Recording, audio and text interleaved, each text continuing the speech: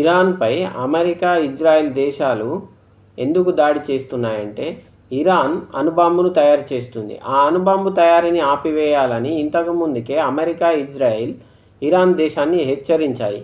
కానీ ఇరాన్ దేశం వాళ్ళ మాటలు లెక్క చేయకుండా అణుబాంబు తయారీని కొనసాగించింది. అందుకోసమనే అణుబాంబు తయారీల కేంద్రాన్ని లక్ష్యంగా చేసుకొని 2025 సంవత్సరంలోనే ఇజ్రాయెల్, అమెరికా ఇరాన్పై దాడి చేశాయి. వాటికి సమాధానంగా ఇరాన్ కూడా అమెరికా, ఇజ్రాయెల్ వంటి దేశాల మీద దాడి చేసింది. వాటితో పాటు గల్ఫ్ దేశాలలోని అమెరికన్ బేస్ల మీద కూడా ఇరాన్ దాడి చేసింది. ఆ దాడుల వలన మిగతా దేశాల గల్ఫ్ ప్రతినిధులందరూ ఒక ఒప్పందం చేసుకున్నారు. కానీ ఇరాన్ మళ్ళీ అణుబాంబు తయారీని మొదలుపెట్టడం వల్ల అమెరికా, ఇజ్రాయెల్ మళ్ళీ దాడి చేయాల్సి వచ్చింది. ఇప్పుడు కూడా ఇరాన్ ఇజ్రాయెల్తో పాటుగా మిగతా గల్ఫ్ దేశాలైనటువంటి దుబాయ్, ఖతార్, బహ్రెయిన్ వంటి దేశాల మీద ఏకకాలంలో అమెరికన్ బేస్ల మీద దాడి చేస్తుంది.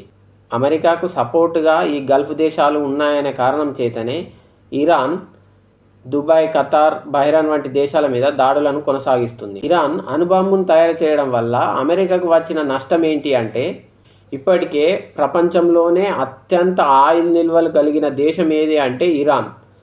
ఇప్పుడు అణుబాంబును తయారు చేయడం వల్ల ఇరాన్ చాలా బలమైన దేశంగా తయారవుతుంది.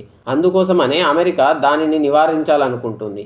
ఇరాన్ గనక అణుబాంబును తయారు చేస్తే మిగతా గల్ఫ్ దేశాలు కూడా అణుబాంబు తయారీకి ముందుకు వస్తాయి. దానివల్ల శాంతి సమస్యలు నెలకొంటాయని చెప్పేసి అమెరికా, ఇజ్రాయెల్ వంటి దేశాలు ఇరాన్ పైన అణుబాంబును నివారించడానికి దాడి చేస్తున్నాయి. నిజంగానే అమెరికా ఇరాన్ మీద కేవలం అణుబాంబు తయారీని ఆపడం కోసమే దాడి చేస్తుందా అంటే కాదు, ఇంకో కారణం కూడా ఉంది. గల్ఫ్ దేశాలలోని ఆయిల్ నిల్వలు మొత్తం అమెరికా ఆధీనంలో ఉన్నాయి. కువైట్, దుబాయ్, ఖతార్ వంటి దేశాల ఆయిల్ నిల్వలు మొత్తం అమెరికా చేతిలో ఉన్నాయి.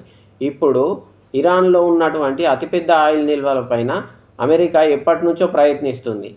ఈ అణుబాంబు తయారు చేయడం వల్ల ఇరాన్ అత్యంత బలమైన దేశంగా ఏర్పడి మిగతా గల్ఫ్ దేశాలన్నిటికీ నాయకత్వం వహిస్తుంది ఏమో అనే భయంతో ఇరాన్పై అమెరికా దాడి చేస్తుంది. ఒకవేళ ఇరాన్ అణుబాంబును తయారు చేసి గల్ఫ్ దేశాలన్నిటికీ నాయకత్వం వహిస్తే అక్కడున్న ఆయిల్ నిల్వలు అన్నీ ఇరాన్ ఆధీనంలోకి వెళ్ళిపోతాయి.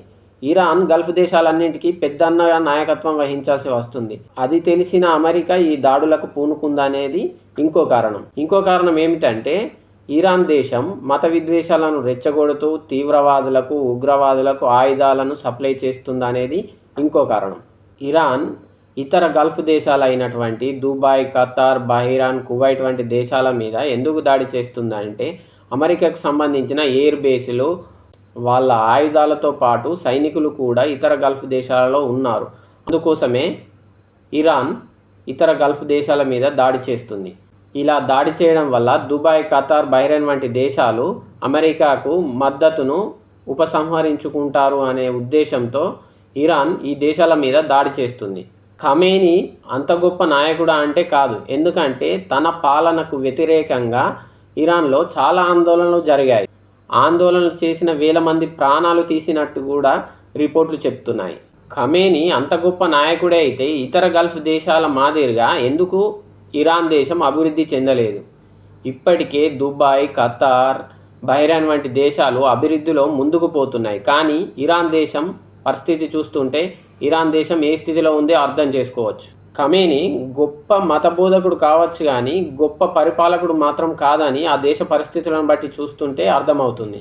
ఖమేనీ గొప్ప నాయకుడే అయితే తన దగ్గర ఉన్నటువంటి సహజ సంపదను ఉపయోగించుకొని ఇతర గల్ఫ్ దేశాల మాదిరిగా తన దేశాన్ని అభివృద్ధి పథంలో ముందుకు నడిపేవాడు.